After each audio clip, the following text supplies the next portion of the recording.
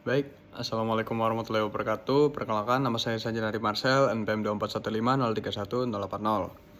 Saya dari Divisi Pendidikan akan menyampaikan materi tentang fundamental organisasi di tanggal 27 April 2025. Saya akan menyampaikan ringkasan materi tentang fundamental organisasi tersebut. Jadi, fundamental organisasi ini disampaikan oleh pemateri dari Kak Kenneth Daniel Adrian Gultom. Untuk di awal materi itu ada roadmap pembelajarannya. Yang pertama itu ada konsep organisasi, baru yang kedua ada konsep kepemimpinan, yang ketiga ada struktur organisasi, yang keempat itu ada komunikasi efektif, yang kelima ada personal branding, lalu untuk yang terakhir yang keenam adalah kesimpulan. Lalu adapun di sini konsep organisasi, jadi secara umum organisasi itu sistem yang dibentuk untuk mencapai tujuan tertentu melalui kerjasama antar individu dikoordinasikan secara sadar dengan batasan yang relatif dapat diidentifikasi. Adapun tujuan dari dibentuknya organisasi ini tuh ada banyak. Yang pertama itu mencapai tujuan yang tidak bisa dicapai secara individu. Terus yang kedua membantu memaksimalkan sumber daya secara efisien dan efektif. Lalu yang ketiga itu ada melalui struktur dan sistem yang terorganisir, produktivitas kerja dapat ditingkatkan. Lalu adapun yang keempat itu menjadi wadah pengembangan potensi, keterampilan dan karir anggotanya. Yang kelima ada membantu anggotanya menyesuaikan diri dengan perubahan lingkungan internal maupun eksternal. Lalu lanjut ke materi selanjutnya itu ada unsur organisasi, di mana ada beberapa unsur organisasi, diantaranya itu ada 3, ada wadah, tujuan, dan orang. Lalu adapun kelengkapan organisasi itu yang pertama ada badan hukum atau legalitas, itu aturan atau landasan berdirinya organisasi. Untuk yang kedua itu struktur organisasi, pembagian fungsi dari tiap anggota dan jabatan yang diemban. Yang ketiga itu ada program kerja, seperti contohnya ada kegiatan pada organisasi tersebut. Lalu yang keempat itu ada atribut organisasi, ialah identitas yang menjadi karakteristik suatu organisasi. Adapun budaya di organisasi ini yang pertama ada kolaborasi, yaitu kerjasama internal dan eksternal. Ada inovasi, pengembangan baru organisasi. Lalu yang ketiga itu ada sustainability atau kemampuan bertahan dan berproses. Lalu permasalahan umum yang terdapat pada organisasi itu ada banyak. Cuman di sini disebutkan 5. Yang pertama yang pasti ada dana, karena setiap individu tidak pasti mendapat dana atau kondisi ekonomi mereka yang bisa membantu organisasi tersebut. Lalu ada 2 sumber daya manusianya.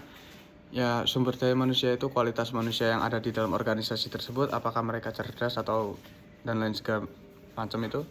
Yang ketiga ada komunikasi, keempat ada administrasi, 5 ada program kerja.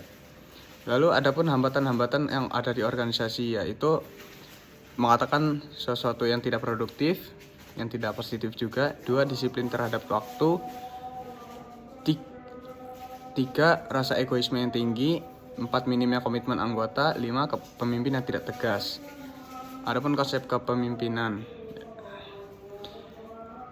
yang pertama itu adalah instruktif, konsultif, partisipatif, dan delegate. Lalu apakah self leadership itu penting? Jawabannya adalah penting. Self leadership sendiri itu adalah proses mengenal diri sendiri untuk mampu memberikan dampak terhadap diri sendiri dalam mencapai tujuan.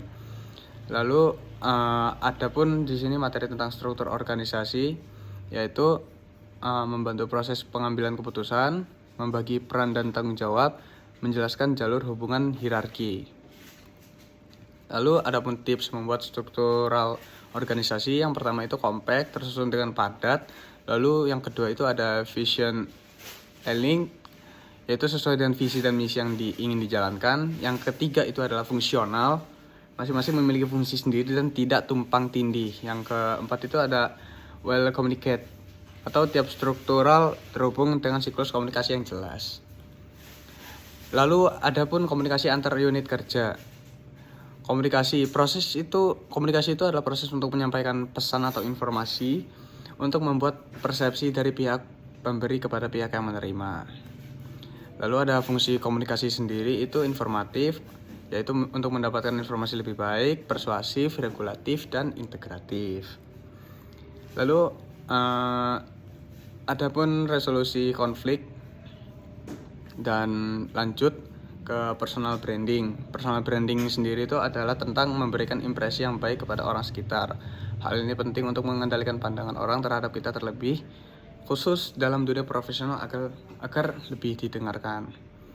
Lalu adapun tujuan personal branding, yang pertama itu pengembangan kepercayaan, membangun kredibilitas, membangun rasa percaya diri, dan memperluas koneksi. Dan yang terakhir, menunjukkan diri sendiri apa adanya.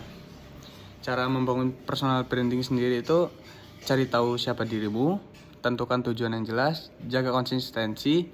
4. Buat konten yang tepat. Sekian materi yang bisa saya sampaikan terkait materi oprek tersebut. Ringkasan materi sudah saya berikan juga di dalam video ini. Semoga video ini bermanfaat. Saya Sajid dari Marcel. Saya akhiri. Wassalamualaikum warahmatullahi wabarakatuh.